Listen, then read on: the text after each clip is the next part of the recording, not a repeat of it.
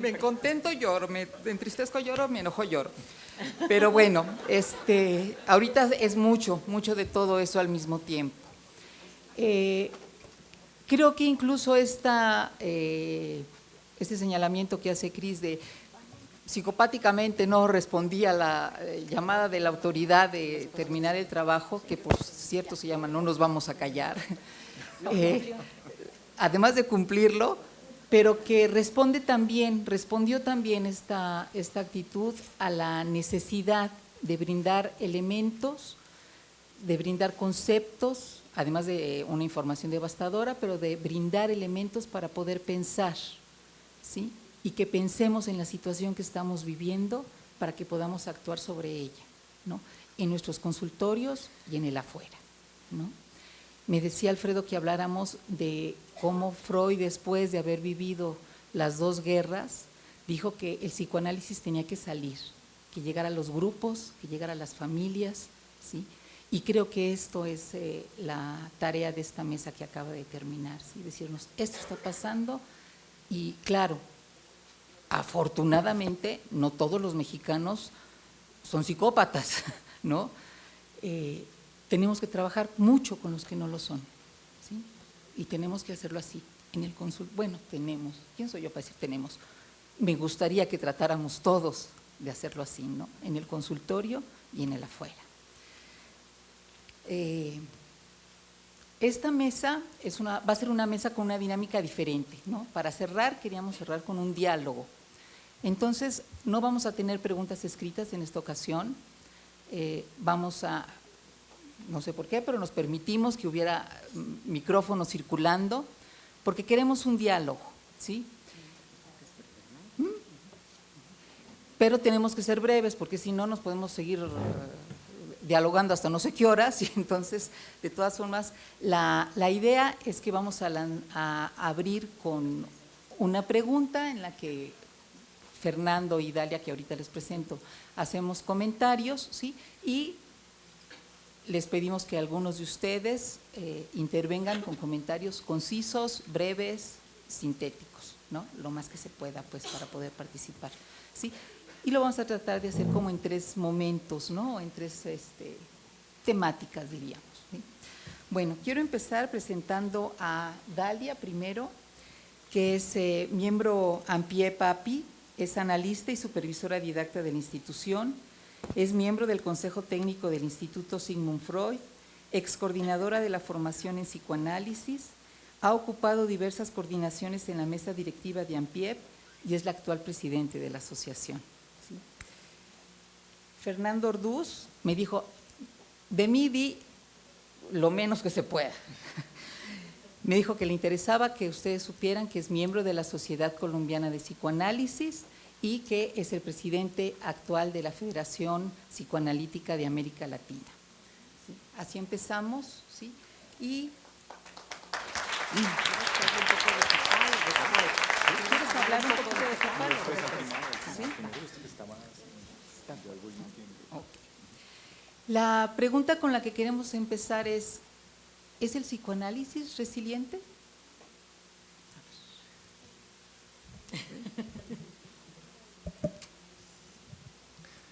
Yo estaba pensando a partir de la palabra adverso, ¿no? Que hay adverso, que hay reverso, que hay diverso, que hay converso y que hay universo. Y así ese juego de palabras porque me parece que todo tiene que ver con la versidad y que el ejercicio de la vida es tener todo el tiempo este tipo de situaciones, como lo han dicho en muchas ocasiones aquí. Hay situaciones adversas en la vida, ¿sí? Y a partir de situaciones adversas en la vida que generan reversidades, comenzamos a conversar, a hablar. Una artista llamada Sophie Cole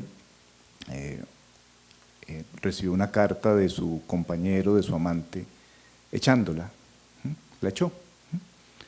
Y Sophie Cole se dedicó a pasarle esa carta a 100 mujeres, ¿sí?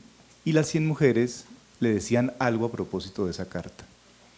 Entonces, no sé, la lingüista le dijo, mira, aparece 98 veces la palabra yo y 3 veces la palabra tú, por decir cualquier cosa.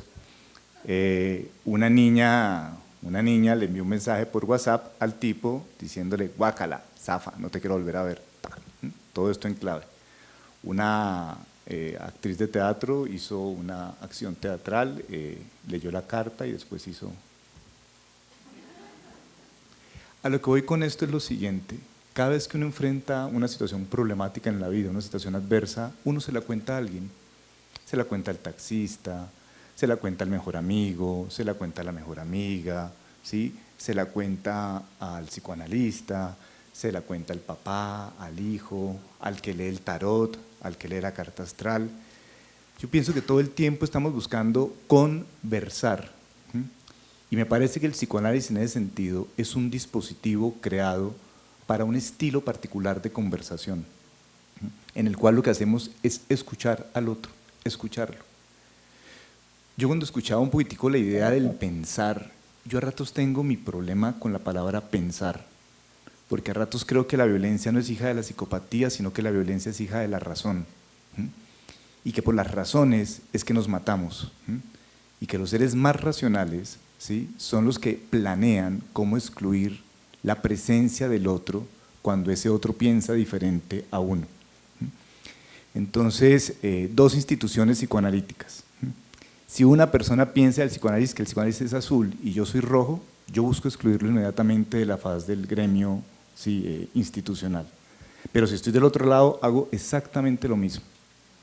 Las violencias son ejercicios de la razón, ¿sí?, muy pensados. Cuando una cultura quiere eliminar a otra, piensa en la estrategia para eliminar al otro. Yo vengo de un país bastante violento, que pasó por estas que ustedes están viviendo hace 20 años, ¿sí?, y los proyectos para desaparecer al otro eran proyectos planificados. Había que, de Colombia. Había que pensar cómo hacer que las comunidades campesinas se aterraran. Entonces llegaban a las poblaciones y mataban a ciertas personas de cierta manera y las poblaciones salían corriendo. Entonces las tierras quedaban baldías, quedaban deshabitadas y los interesados en cultivar plantas como la coca ocupaban esos lugares. Es decir, era una estrategia racional, ¿sí? No era un asunto de psicopatías, ¿sí?, ni de trastornos de personalidad, sino que era el Estado pensando con los militares cómo desalojar a cierto tipo de personas, ¿sí?, de la organización social. ¿Qué me parece que hace el dispositivo analítico en reversión a este tipo de situación? Tratar de escuchar a la otra persona. Y cuando yo escucho a una persona, debo tratar de ubicar al interior de esa persona que el otro desalmado no está allá afuera, sino que el otro desalmado nos habita. Me parece que lo importante cuando una persona va a análisis es que piense no qué fue lo que el otro hizo para causar algo en mí, sino qué es lo que yo hago para causar algo en el entorno que me rodea. Creo que hay un peligro, ¿sí?, y es que pensemos que el otro es el causal de todas las situaciones. Creo que lo resiliente está en que podamos captar, ¿sí?, que nosotros producimos rechazos, que nosotros pusimos violencias, que nosotros pusimos maltratos, que no es necesariamente el otro el que nos causa las cosas. Entonces, me parece que el psicoanálisis es un dispositivo. ¿Qué es un dispositivo? Una forma de disponer la presencia de dos personas en un espacio donde escuchamos al otro, ¿sí?, y le permitimos al otro que logre escucharse en sus verbalizaciones, en sus discursos. Entonces, ¿qué es lo que hacemos con los discursos? Mostrarles la reversión.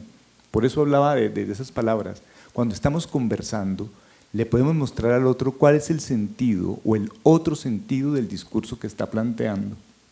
Si me permiten 2 minuticos, si no me extiendo más, quiero poner un ejemplo clínico a propósito de esto. Un muchachito punqueto, ¿sí?, se analizaba, cosa que yo nunca pude entender por qué un niñito punqueto se analizaba. Llegaba con su cresta, sus botas, se acostaba en el diván, ¿sí? Y un día me dice, criticaba el establishment todo el tiempo porque la sociedad de consumo, la sociedad capitalista, la forma en cómo tratamos a los pobres, en fin, bueno, yo lo escuchaba, ¿sí? Y un día, él iba muy mal con las mujeres, le iba muy mal con las niñas, no levantaba, no nos hicimos levantar, no tenía noviecita. Y un día logró tener una noviecita y pues él estaba feliz con su noviecita, ¿sí? Y llegaron las vacaciones y entonces fue la primera sesión después de vacaciones y me dice, uy, doc, ¿sí? Tuve que pegarle a mi novia. Y yo, Juan, ¿cómo así? Así reaccioné, o sea, ¿cómo así? Yo, repetime lo que dijiste. Tuve que pegarle a mi novia, quedé muy asustado porque le casqué, cascar era pegar, porque le casqué a ella o qué. Yo le digo, no, quiero que me repitas de nuevo la frase. Le pegué, no, yo entendí lo de pegué, quiero escuchar la segunda parte de la frase. Mi novia. Yo decía, ¿vos no sos contrario a la propiedad privada? ¿Sí? ¿Quién te dijo que esa niña era tu novia? ¿Sí? A eso voy. En la conversación me parece que la posibilidad analítica es mostrar cómo desde el discurso nosotros somos causantes de esas mismas cosas, de elementos adversos. Y tomo otro ejemplo, a propósito de, pues todo esto dio para un trabajo con él, pegar. Resulta que la palabra pegar, perdóname Irene, es esto. Yo estoy en este momento pegado y para despegarme, ¿qué tengo que ejercer? Despegate. Tengo que ejercer fuerza. Es decir, que para despegarme, ¿sí? Pegar, despegar, apegar, todas tienen la misma raíz. Creo que cuando una pareja está demasiado unida, tiene que ejercer mucha fuerza para despegarse. A lo que voy con esto es, quiero mostrar que la forma de escuchar nosotros, el discurso del otro, es una forma en la cual se hace una reversión de los significados. Y que ahí está la potencia de nuestra escucha. ¿Sí? Sigo con este paciente. Este paciente consumía droga, pero no consumía, bueno, sí consumía marihuana, sí consumía cocaína, pero la droga que más consumía era la que la palabra estaba indicando, era pegante. Si lo que él consumía era el pegamento, los inhalantes y vivía pegado a.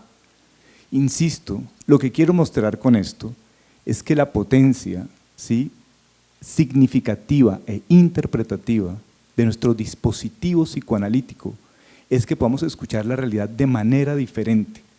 Si ofrecemos una alternativa de escucha diferente, creo que podemos generar estos procesos de transformación de los que hemos venido hablando. Pero si repetimos la misma discursividad, donde la víctima es víctima, el victimario es victimario, creo que estamos reproduciendo un orden estructurante social, ¿sí? Creo que las víctimas pueden ser victimarias y creo que los victimarios pueden ser víctimas. Lo que tenemos que hacer con los discursos, ¿sí?, es tratar de revertirlos, ¿sí?, de buscar nuevas formas de significación, de enunciación de lo que las palabras están diciendo, de lo que nuestros discursos están diciendo. Bueno, esa es una primera aproximación. Bueno, yo quería agregar a lo que estaba diciendo Fernando, pensando en que el psicoanálisis no solamente es esta parte de aprender a escuchar al otro, me parece que sería resiliente en la medida en que nos enseña a escucharnos a nosotros mismos, exactamente lo que estás diciendo, ¿no? Es decir, en la medida en que abre un espacio subjetivo, pero secundarizado, el psicoanálisis se vuelve resiliente. Creo que de lo que estamos hablando es en qué medida el psicoanálisis tiene significado subjetivo personal, cultural, social. En esa medida el psicoanálisis me parece que sería resiliente. Y creo que ahora que lo estabas preguntando, yo creo que lo piensa siempre uno desde la parte subjetiva y pensando si el psicoanálisis es resiliente, yo también pensé en que yo misma he tenido una formación psicoanalítica dentro de ciertos esquemas de minoría y el estar expuestos a situaciones de minoría te hace estar expuesto a situaciones de adversidad y es ahí donde te das cuenta si tienes esta capacidad de desarrollar procesos resilientes o no, de los que hemos estado hablando estos 2 días, ¿no? Creo que, bueno, lo hemos escuchado bastante, pero bueno, siendo mujer, vengo de un grupo minoritario que enfrenta ciertas adversidades, siendo miembro de esta institución, por supuesto que ya escuchamos que hemos enfrentado ciertas adversidades. ¿Y en qué medida el psicoanálisis es resiliente? En la medida en que, coincido totalmente contigo, favorece la escucha del otro y favorece la escucha de uno mismo. Creo que no puedes escuchar al otro si no te escuchas, me parece imposible, ¿no? Creo que es un interjuego, han hablado mucho de lo intersubjetivo estos días y creo que eso lo resume perfectamente sin tener que elaborar mucho más allá. Y de hecho, bueno, pensé en la definición de Benyacar de adversidad, que habla de que una situación se vuelve adversa o traumática no porque tan terrible fue en los hechos, sino en la interpretación subjetiva. Y en ese sentido creo que los psicoanalistas nos hemos visto rodeados de esta sensación de adversidad desde el principio y por ende hemos desarrollado esta necesidad de pensarnos si somos resilientes o no desde la teoría, desde el tratamiento y desde analistas como personas. Creo que lo diría yo al revés, primero como personas, como alguien que trabaja en la clínica y después como teóricos, que luego creo que vamos a discutir un poco de eso, ¿no? Hay algo que quisiera agregar, perdóname, rápidamente, y es, creo que un mal que tenemos interno en Latinoamérica, y voy a hablar de México y de Colombia, es que oímos demasiado a los otros. Es decir, nosotros leemos a los ingleses, a los europeos. Yo pregunto, ¿y por qué en un trabajo uno no cita a Castro, a Salomón, a Rodríguez y a de los Reyes? ¿Por qué? ¿Porque no tienen validez dentro del mundo institucional psicoanalítico? ¿Tienen más validez los que he escuchado hoy? Yo me le quito el sombrero, es una expresión de… ¿sí? Acá también. Sí, yo me le quito el sombrero a los discursos que he escuchado hoy a propósito de este tema. ¿Por qué mencionar autores que están por fuera de nosotros, por repetir una estructura de la dominancia? ¿Alguno de ustedes quiere comentar algo? Sí, que levanten la mano, por favor. Alfredo uno y luego… bueno, Conchita primero y luego Alfredo. Gracias, buenas tardes. Tanto he escuchado de resiliencia. Yo en la mañana trabajo en secundaria y con muchos adolescentes en una problemática muy fuerte y yo ahorita estaba reflexionando, bueno, y mis jóvenes, mis alumnos, mis niños que te dicen que los golpean sus papás, que llegan violados, ¿qué está pasando con ellos, no? O sea, yo desde un pequeño espacio que tengo para escucharlos, me pregunto cuando trabajo con las niñas que se están cortando, que está muy famoso esto de las cortaduras tremendas con ellas, y las escucho y se sientan y empieza, maestra, es que mi mamá no me quiere. Mi mamá vio que mi padrastro me violó y no dijo nada. O sea, muchas cosas así, y yo pensaba ahorita, y lo que hacemos en secundaria, ¿qué es el trabajo que estamos pudiendo lograr con ellas? Pues a lo mejor es muy humilde, para mí es mucho y para ustedes a lo mejor es poco, pero formar con ellos clubes de lecturas en los cuales se puedan expresar, formar con ellos actividades deportivas en las cuales puedan descargar un poco esa energía, tratar de canalizarlas a instituciones, y si alguien quiere ofrecerse gratis para mis niñas, adelante, a instituciones a que les den un poco de apoyo psicológico. A lo mejor es poco, ¿no? Y yo a lo mejor no podría atreverme a decir que ahí hay procesos de resiliencia, ¿no? Pero hay mucho intento y mucho esfuerzo de verdad por estos pequeños. Y digo, bueno, esperemos que de este congreso saque lo mejor para poder llevarlo con ellos. Y nada más quiero retomar la pregunta de la doctora Irene, que también me hizo reflexionar. Dice, ¿es el psicoanálisis resiliente? Pues yo desde mi pobre punto de vista diría que sí, porque Freud es resiliente para mí y muchos psicoanalistas de aquí, yo diría para muestra un botón, las fundadoras de AMPIEP son resilientes, ¿no? Gracias.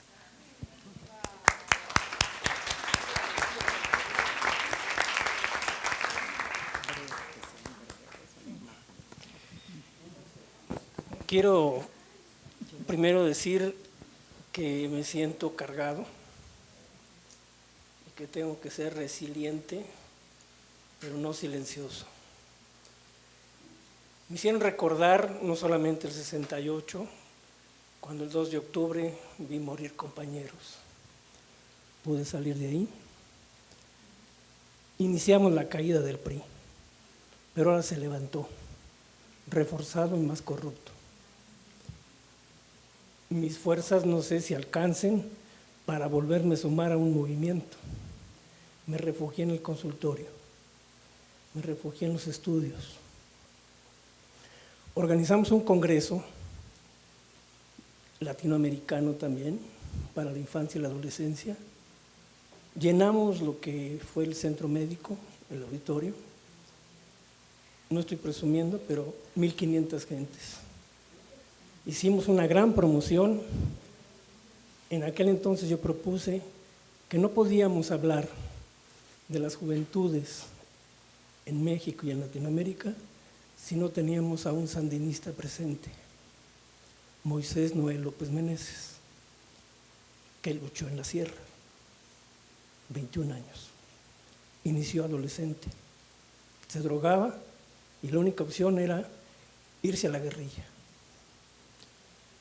Tuve la oportunidad de entrevistar a Dora María Telles, que con el comandante Cero libraron al comandante, a uno de ellos. Ella me preguntó a qué me dedicaba, ¿cuántos pacientes atiendes? Le dije más o menos, estaba yo empezando mi formación en 1980. Le dije más o menos podemos atender, si bien me va, unos 10. Ok. ¿Cuánto tiempo te llevaría hacer cambiar a esa gente para que pudiera seguir aguantando o hacer un cambio? Pues un psicoanálisis nos lleva muchos años. Dice, yo respeto lo que ustedes hacen. Nosotros decidimos irnos a la revolución, irnos a la sierra. Que se haya transformado después el movimiento sandinista y se haya corrupto, que se haya vuelto corrupto, que el movimiento de los zapatistas también se haya mediatizado en México y no haya tenido el alcance que hubiéramos querido, que el movimiento de los 43 no me han permitido sumarme porque también lo han utilizado. Yo me quedo con una sensación de impotencia que tengo que someter a mi resiliencia para ver qué puedo hacer. He buscado abrir el psicoanálisis trabajando con niños y adolescentes, incluyendo desde lo vincular, intersubjetivo, a sus padres. Ya no trabajo solo en individual. He tratado de trabajar con pareja y llamo a sus hijos.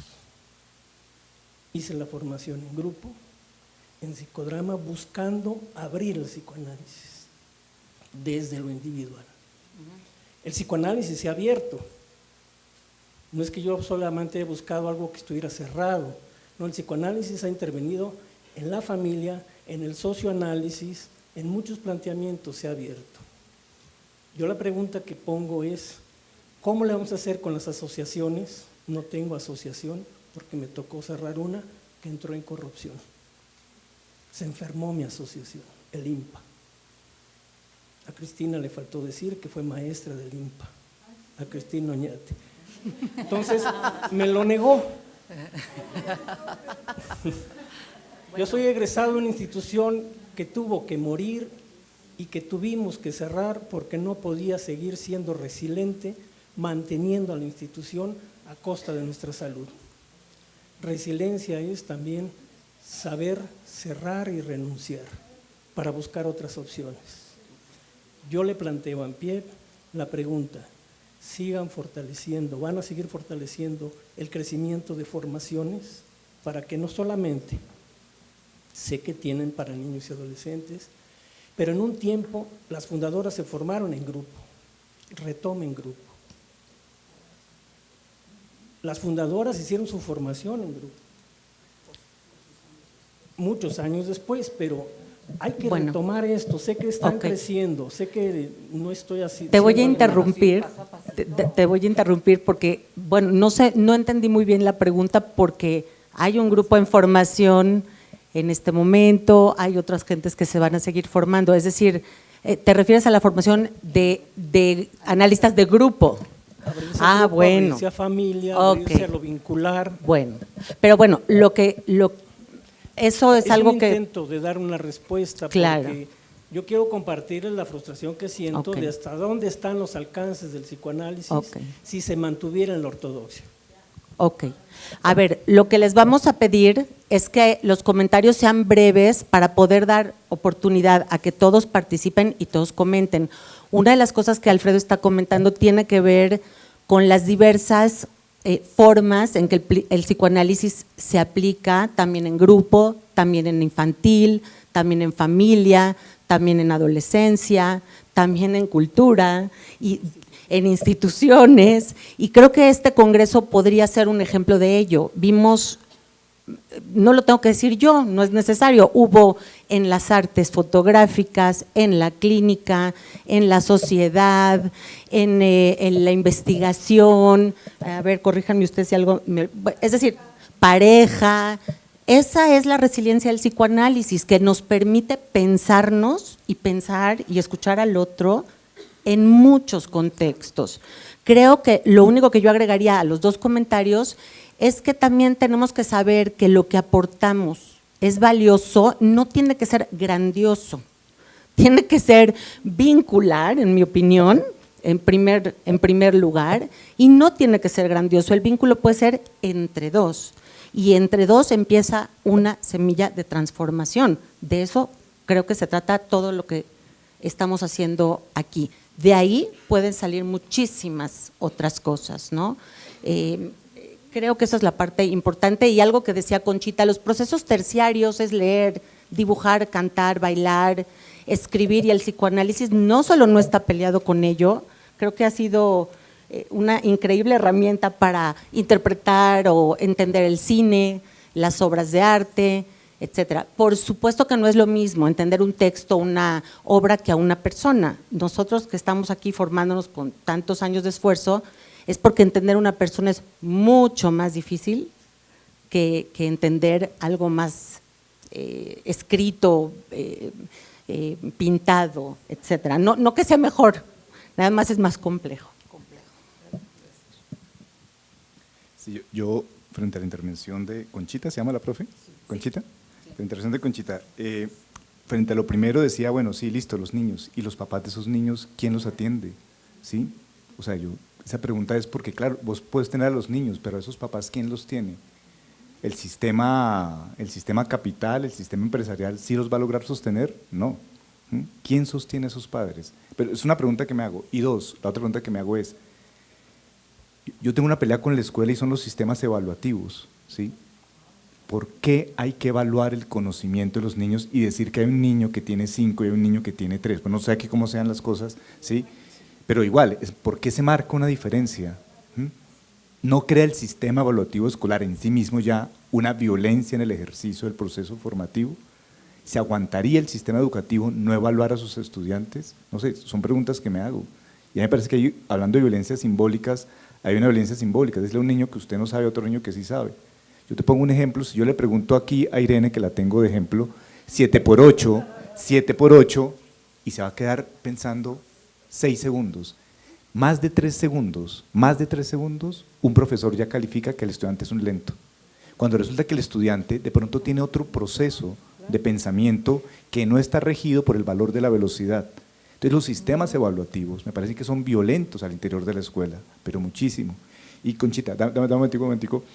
Yo quisiera plantear de pronto diferencias de niveles.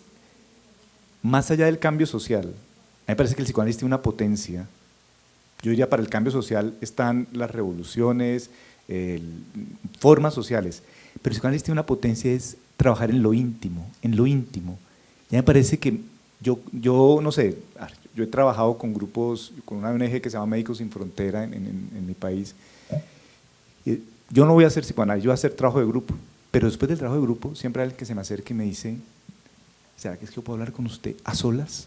¿Sí? Y me parece que la experiencia de conversar en la intimidad, en la soledad de la pareja, es diferente. Hay cosas que uno en grupo puede tramitar, pero hay cosas de lo íntimo, ¿sí? Donde sean, debajo del árbol, en el diván, cara a cara. En últimas, la forma, diría yo, es lo de menos, pero poder construirle un espacio a lo íntimo, me parece que es donde la palabra psicoanalítica adquiere un valor particular.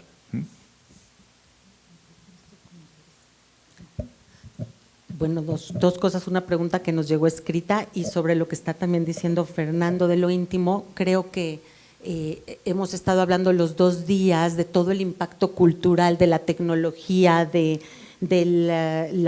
bombardeo del celular, de el WhatsApp, de lo inmediato. No lo tengo que decir yo otra vez, creo que ya lo dijeron nuestros colegas mucho mejor de lo que podría decir yo.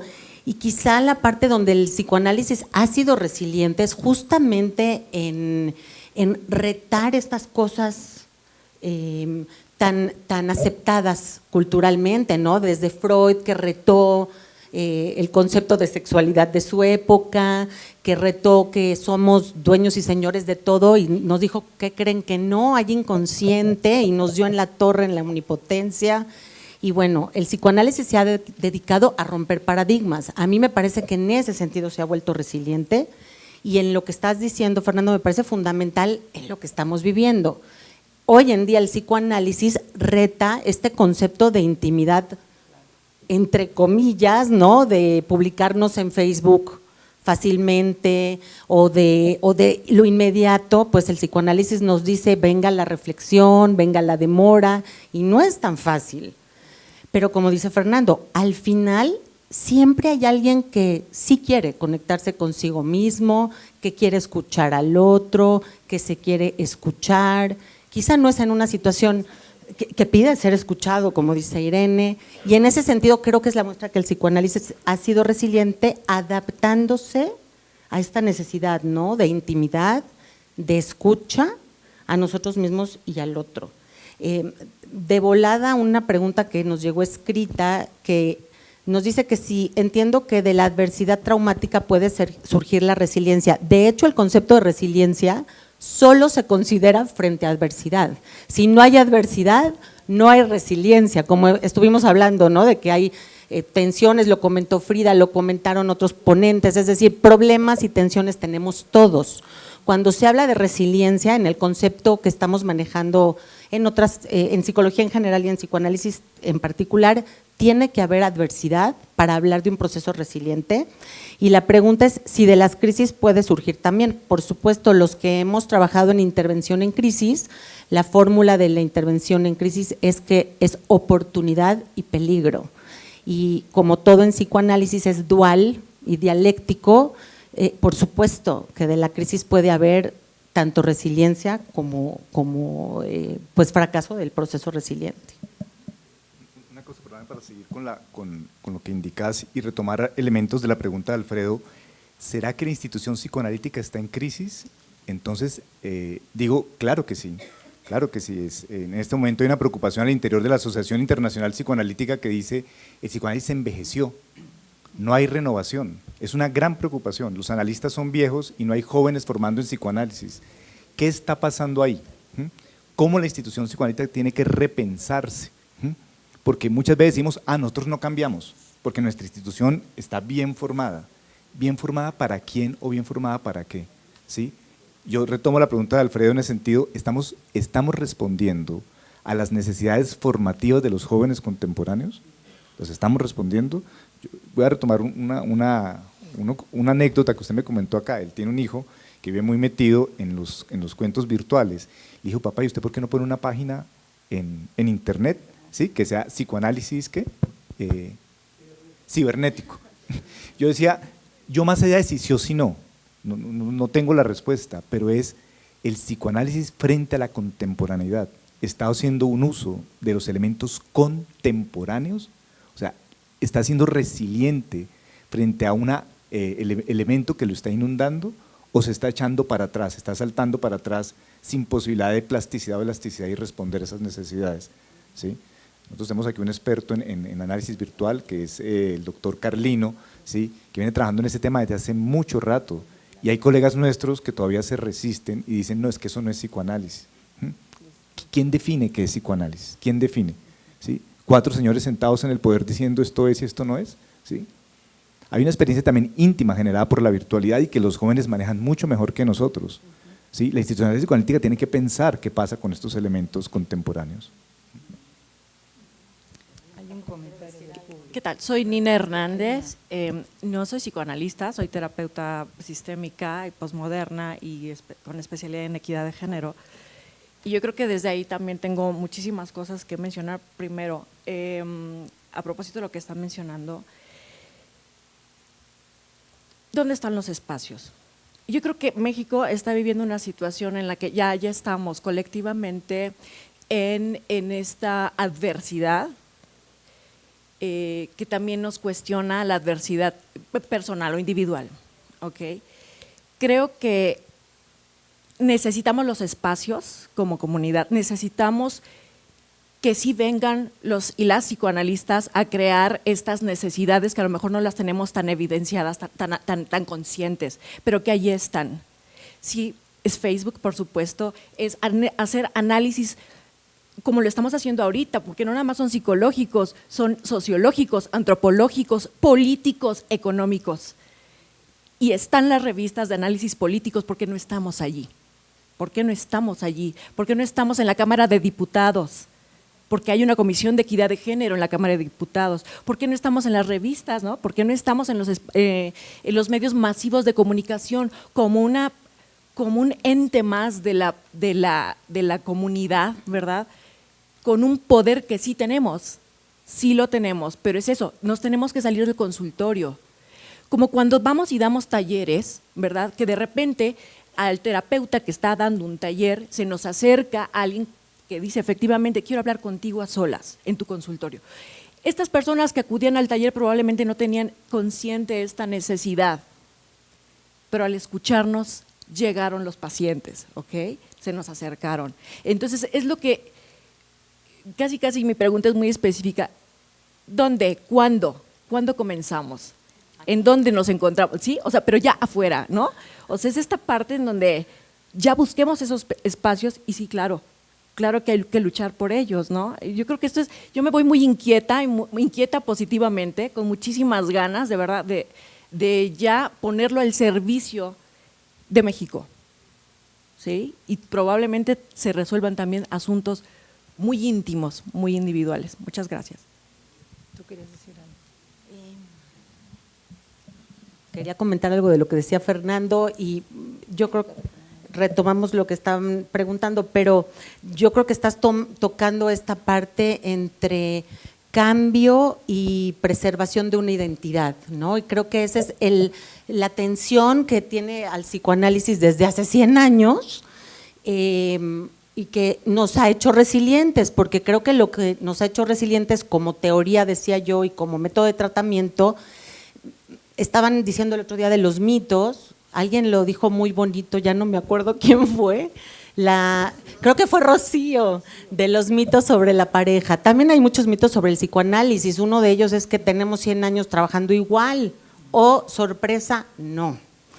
Resulta que nos hemos dedicado a cuestionarnos, estoy completamente de acuerdo con Fernando, cuando la tendencia es a anquilosarse en verdades absolutas, en axiomas, pues en la religión y en la ciencia estamos fritos, es lo mismo, ¿no?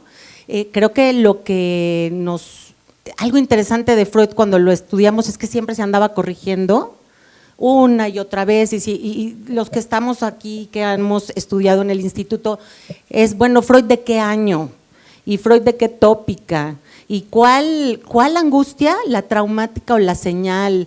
¿O de qué estamos hablando? ¿Principio del placer o más allá del principio del placer? En fin, si algo ha caracterizado el pensamiento de Freud es que es el movimiento y la vitalidad. Pensé en las religiones, ¿no? La religión por sí sola no tiene ningún problema, el problema es quién la predica y en qué forma la predica. Es igual en el psicoanálisis.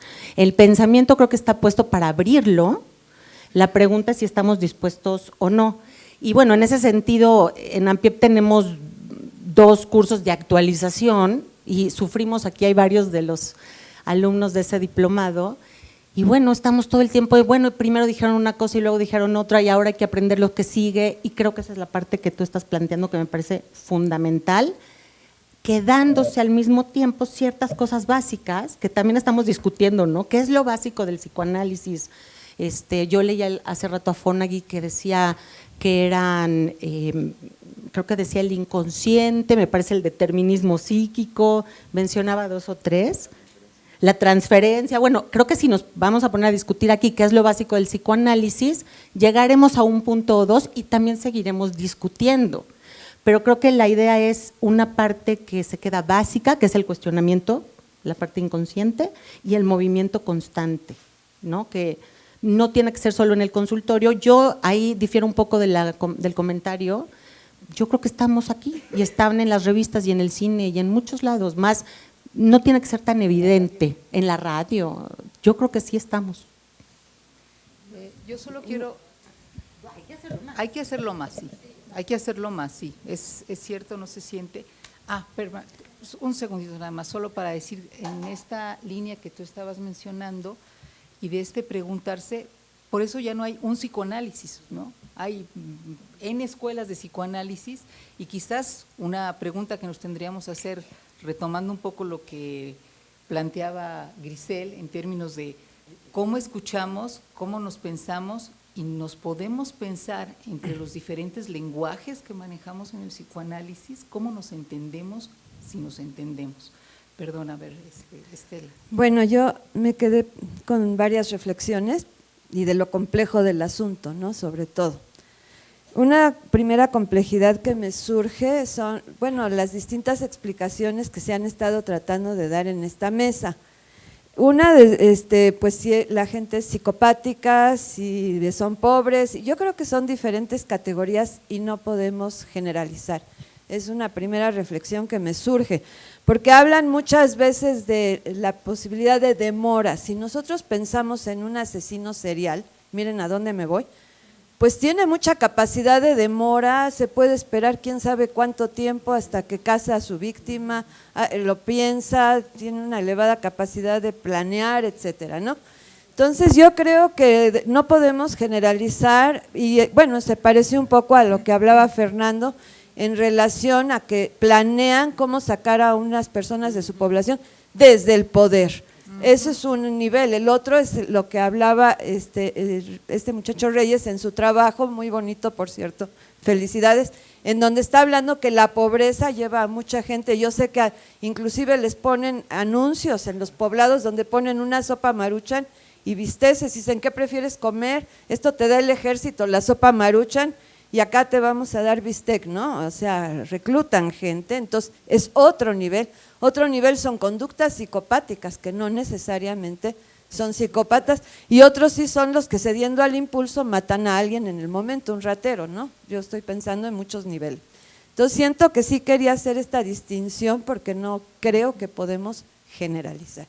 Esa es una reflexión. La otra reflexión que me queda, y que ya lo dijo la compañera más o menos, es que nos tenemos que organizar como sociedad civil. Lo que falta mucho en México es la organización como sociedad civil. Entonces, no es que, yo no estoy hablando si estamos atomizados cada uno en nuestro consultorio, pues sí estamos, pero a lo que voy más bien es si como institución, que es diferente, podemos alzar la voz o podemos hacer algo para sumarnos a la sociedad civil, que es diferente y que va más allá de lo que cada uno hace en su consultorio. Eso era lo que quería decir.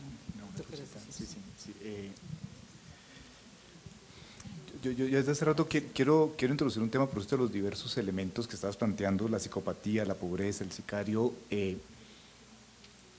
hacer una especie como de giro, de paréntesis, de algo que escuché ahorita con el humor y con el sicario.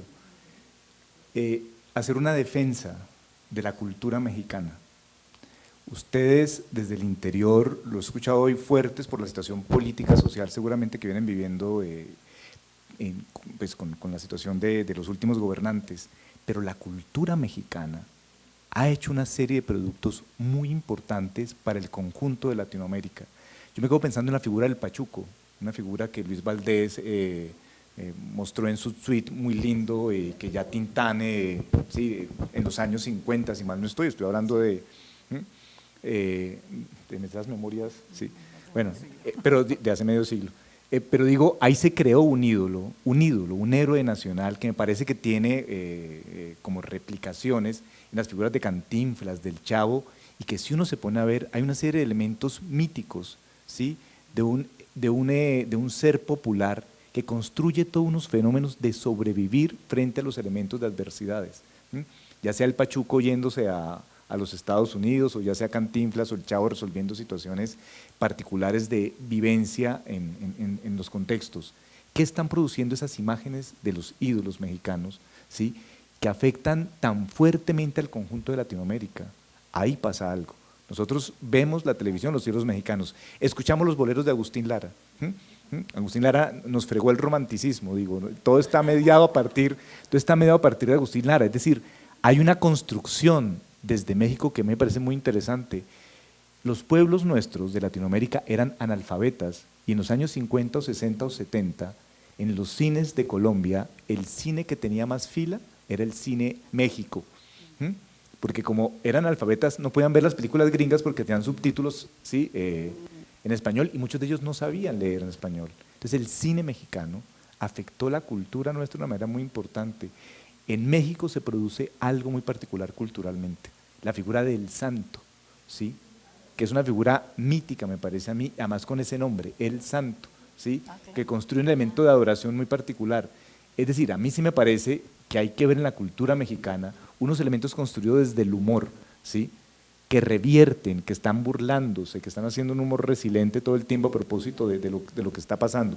Es decir, vivimos por un lado la situación dramática, pero la cultura todo el tiempo está produciendo elementos o constructos que nos ayudan a elaborar, ¿sí? y a sobrevivir y a adaptarnos en medio de esta situación social. En ese sentido yo rescato lo de Carla con lo del humor, creo que se ha producido mucho, y estoy mencionando yo desde lo que conozco desde la distancia, ¿sí? pero imagino que debe haber muchos elementos al interior de la cultura que uno no conoce, ¿sí? desde la distancia colombiana. Bueno, creo que ante tantos contenidos profundos y interesantes, creo que ya perdí un poco el hilo, pero yo me quedé clavada en la palabra de Dalia, de identidad, y bueno, yo tengo muchas ideas acerca de y problemas y conflictos personales, de ahí viene todo, con eso de la identidad. Y creo, iba yo a hacer un comentario muy breve, que la identidad es fundamental, no perderla, ¿sí?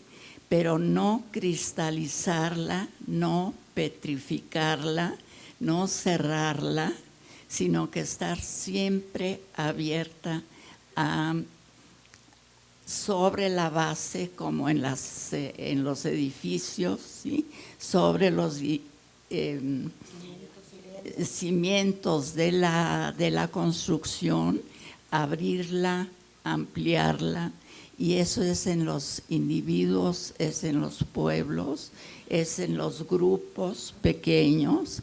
¿Qué tal si un grupo indígena, como sucede también en México, se aísla totalmente y los fuereños, pues, para afuera, ¿verdad?, cuando no los matan, pues no se pueden integrar a la humanidad, al todo.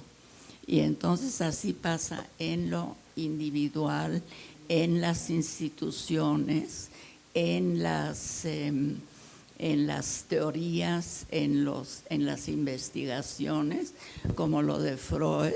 Nosotros ya no estamos en los tiempos de Freud, ¿no?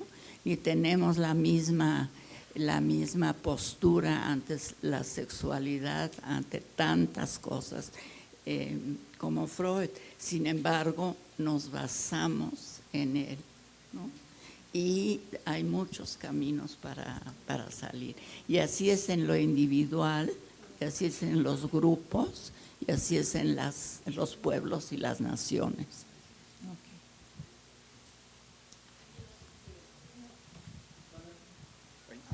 ¿Ustedes conocen el trabajo de Santiago Borja? Santiago Borja es un artista mexicano. Borja, que hizo contacto con una tribu aborigen de acá que teje sueños. ¿Cómo se llaman? Sí. Y entonces llevó los atrapadores de sueños. Entonces los invitó a su casa, los invitó para que le hablaran. Ellos se quedaron como una semana. Él dijo, yo los invité para hablar y se quedaron una semana, otra dimensión del tiempo. Y con esos tapices se fue a Londres y tapizó el diván de Freud, ¿m?, con los divanes, con las alfombras. Los huicholes. Lo lleva, no, a Londres, al diván de Freud. Y tapa el diván de Freud con los atrapasueños de los huicholes. Esa intervención. Sí. Choles. ¿Qué es eso? Pero lo digo en términos de la apropiación cultural que hacemos desde Latinoamérica, desde nuestra identidad latinoamericana, de lo que son los otros elementos pensados en otros lados del mundo. Inge, yo quisiera dejar un tema ahí para discusión. Freud no habla de identidad. Freud habla de identificación. Es diferente la identidad como sustancia a la identificación como un proceso. Freud habla de yo, y el yo es un conjunto, ¿sí? Un decantado, ¿sí? Un decantado, es decir, de muchos procesos que convergen. Pero hablar de identidad es hablar de una unidad, y eso Freud nunca se refirió. Entonces yo digo, ¿será que hay una unidad identitaria? Hay procesos de identificación, los procesos de identificación son múltiples. Es lo diverso frente a lo unitario. Y me parece que nuestra potencia en Latinoamérica es lo diverso. Nosotros somos mestizos, un poco malinches, un poco cortés, ¿sí? Un poco los negros esclavos. Somos un proceso de mestizaje. Ahí está la construcción de lo nuestro. Y me parece que, aprovecho para hacer una propaganda, nosotros tenemos una revista que se llama Calibán, ¿sí?, en FEPAL, que busca precisamente hacer una transmisión del pensamiento latinoamericano, ¿sí? En AMPIEP la deben tener, ¿sí? El próximo número es gratis para todo el mundo, para que lo repartan gratis entre sus miembros. Eso es importante, qué bueno que lo dijiste. Cristina, querías hablar, ¿no? Hay otra persona ya antes, perdón. ¿Qué tal? Buenas tardes. Hola, buenas. Me llamo Daniel Camacho, soy estudiante aquí de la maestría de la AMPIEP y bueno, tuve el placer también de ser del staff de aquí. Antes que nada, yo pensaba que esto que sentía era nerviosismo, pero en realidad es emoción. Hace mucho tiempo que no sentía mi corazón latir tan fuerte como en este momento, hace un año específicamente. Como lo mencionaba la doctora Dalia, no hay resiliencia sino una adversidad, ¿no? Me llama mucho la atención en cómo se funda la AMPIEP, mediante la adversidad y la resiliencia es que se forma y estamos aquí. Y cuando yo escucho el nombre del Congreso, me encantó, porque yo lo asocio con esta parte de mi historia de vida, que les quiero compartir de forma muy breve por el tiempo, en la que yo también paso por una adversidad, en la que yo considero que hay una resiliencia. Hace un año, que es cuando pasa esto, yo soy víctima de una situación de secuestro. Entonces, afortunadamente, pues sigo aquí, pero cuando pasa esto, yo le hago una promesa a mis padres. Mientras yo siga vivo, yo me planteé el objetivo de vida de hacer de este mundo un mejor lugar, ¿no? No sé si mucho o si poco, y no me interesa, solo sé que lo voy a lograr. Entonces, ahí es donde yo pongo la parte de la resiliencia, porque es cuando decidí hacerlo mediante psicoanálisis, ¿no?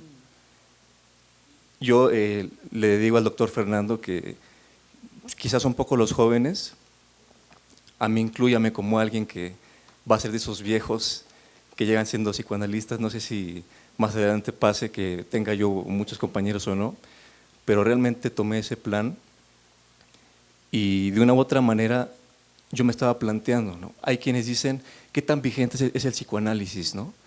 qué tanto ya es algo que está pasado de moda, que ya otro tipo de corrientes de terapias. Yo me pregunto, en la actualidad, con esta sociedad tan enferma, con este país tan herido, con tanto asesinato, secuestro, bueno,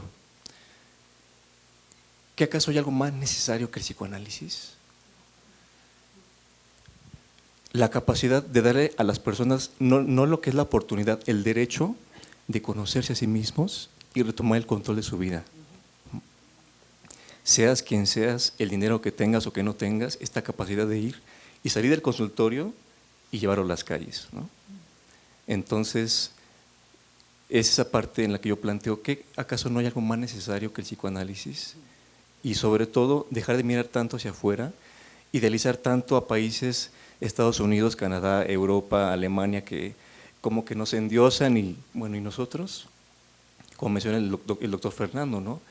Realmente ¿qué tanto escuchamos, por ejemplo, las ponencias de hoy y las de ayer?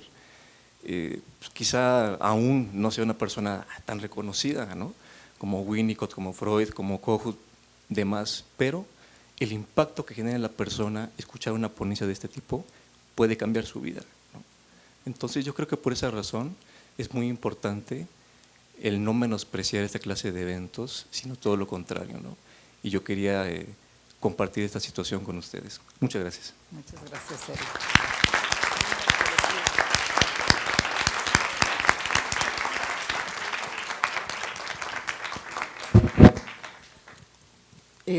Fernando, mira, yo nada más quería hacer una particularidad, una acotación.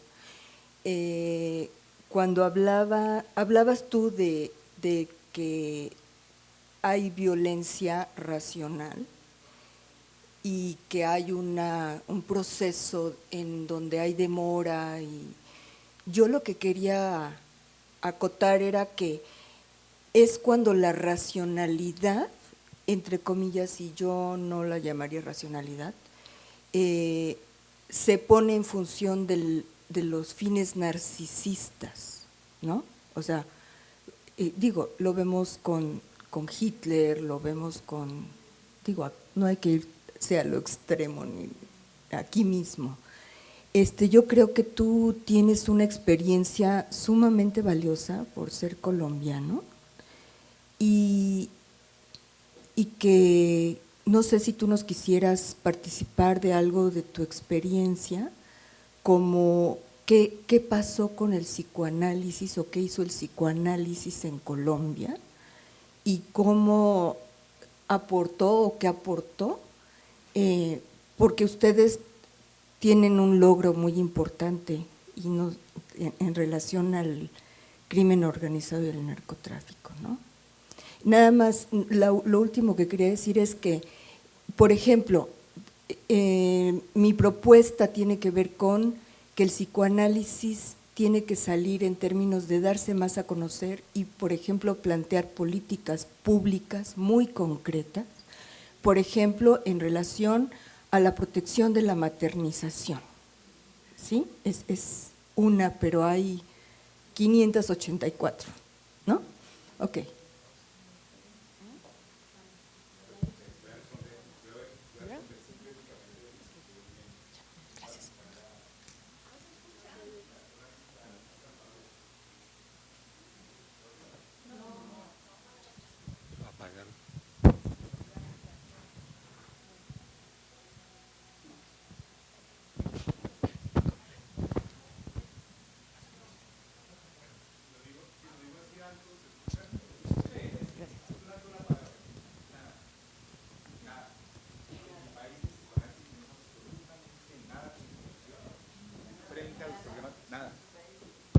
Nada, o sea, no hizo absolutamente nada. Esa es la respuesta, no, nada. Las intervenciones que yo he hecho, por así decírtelas, en relación a estos problemas, es desde mi universidad como universidad, que sí está comprometida, digamos, con esta situación, porque tiene varias ONGs trabajando en la situación, pero absolutamente nada. Se encerró en el consultorio, se excluyó y le dio la espalda a la realidad social del país. Esa es mi respuesta. Para mí por eso es interesante este tipo de reflexión, yo te lo digo, en mi país, en el contexto psicoanalítico, cero, Ahora, en otros contextos, muchísimo. O sea, desde mi país, desde la psicología social, desde la antropología, desde la sociología, desde el campo universitario, se viene trabajando desde hace mucho tiempo en el tema. Tanto que muchos vivimos de la violencia. En la universidad, si yo paso un proyecto sobre violencia, me lo aprueban, pero si yo paso un proyecto sobre trastornos de alimentación, no me lo aprueban. Es decir, la violencia nos da de comer a muchos, ¿sí? Los muchachos en Colombia, en el campo, la única posibilidad de trabajo que tienen es, ¿sí?, o ir a sembrar yuca, ¿sí?, cual se van a ganar, no sé, $3, o sembrar coca, con lo cual se ganan $300 por kilo, ¿sí? Entonces, ¿qué siembra uno? La violencia se volvió una posibilidad de vida económica, de trabajo para muchas personas. Entonces, ahí es donde yo recupero un poco la idea de que no solamente hay psicopatía, sino necesidades de trabajo, y la gente encuentra trabajo en eso. Los sicarios nuestros en Colombia acuñaron una frase muy interesante: ellos mataban por la mamá. O sea, los sicarios sabían que cuando iban a matar, los mataban. Ellos iban en la moto, disparaban y sabían que los iban a matar. Ellos lo que hacían era que la plata se la entregaran a la mamá, porque madre no hay sino una, padre es cualquier hijo de la chingada. Exactamente. Entonces, los jóvenes nuestros se inmolaban para que sus madres, ¿sí?, vivieran bien. En ese momento hubo una lectura psicoanalítica nuestra, donde el cual la madre era lo idealizado, el padre era lo totalmente desvalorizado. Fue un periodo muy grande en una cultura nuestra, en una región particular que se llama Antioquia, donde el culto a la Virgen María es más fuerte que el culto a Jesús. Entonces, había una correspondencia entre lo cultural y lo psíquico, digamos, que era muy interesante en términos de lectura. Pero hay experiencias de trabajo importantes, como la de Argentina, con relación a los desaparecidos, donde los argentinos sí plantearon discursos de frente y acciones de vida, digámoslo así, frente a la situación de la dictadura en los años 70, pero el psicoanálisis de mi sociedad, nada. ¿Quieres hablar, Carlino?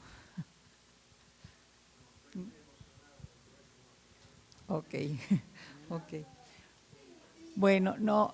En Cartagena, ¿sí?, donde la idea es que van todos los analistas latinoamericanos, y un poco la propuesta que yo les vengo haciendo, pero la hago pública, es que se puedan retomar los trabajos de acá, ¿sí?, como colectivo, no como trabajos individuales, y tienen un espacio, ¿sí?, de trabajo, de presentación de las ideas que emergen de acá allá. El tema es cuerpo, y me parece que el cuerpo violentado, por ejemplo, de los mexicanos, da para ponerlo ahí como un panel de los paneles de la mañana. Y la idea es un trabajo colectivo, y esto es un trabajo colectivo, entonces está la invitación del 14 al 17 de septiembre.